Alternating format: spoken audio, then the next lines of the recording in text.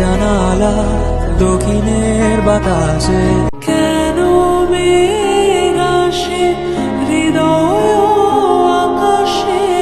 Hello বন্ধুরা, আসসালামু আলাইকুম and welcome to my new YouTube video. তো আজকে আমি এমনই 5টি বাংলা গানের নাম বলবো যেগুলো যুবকেরা এখনো কানে হেডফোন লাগিয়ে ফিল নেয়।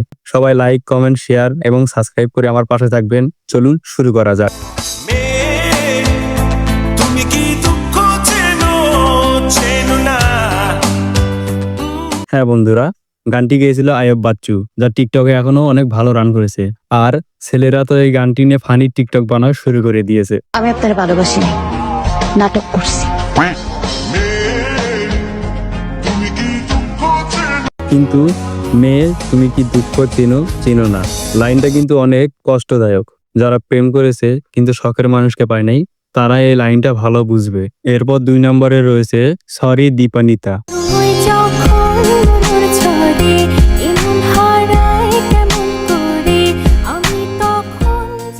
গানটি গেয়েছেন তারিফ এন্ড শিফাত। এই গানটির বর্তমান ভিউ 180 মিলিয়ন।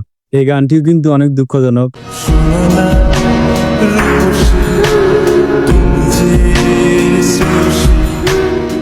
এবং এর নাটকটিও কিন্তু আরো অনেক সুন্দর, আপনি চাইলে দেখতে পারেন।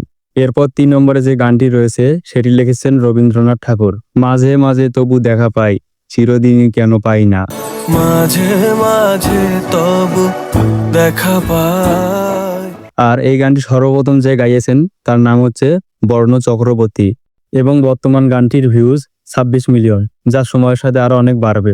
আসলে এই গানের লাইনগুলো শুনলেও নিজের দম বন্ধ হয়ে আসে। এই লাইনগুলো সেই মানুষটি বুঝবে যার শখের মানুষটি আজ অন্য কারো হয়ে আছে এবং মাঝে মাঝে দেখতে পায়, কিন্তু তার না, অন্য কারো হয়ে আছে সে। কেন মেঘ আসে হৃদয় আকাশে, কেন মেঘ আসে হৃদয় আকাশে। তারপর 4 নম্বরে রয়েছে খোলা জ্বালানা।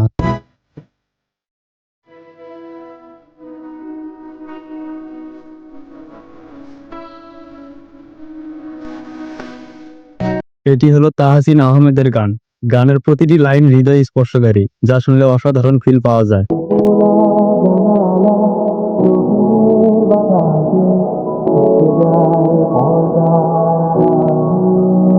এবং সর্বশেষ গানটি হচ্ছে তানভীর ইভানের অভিমান।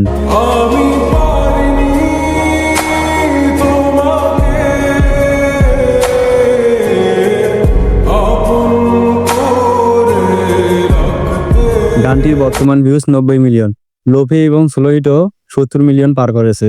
আমি পারিনি তোমাকে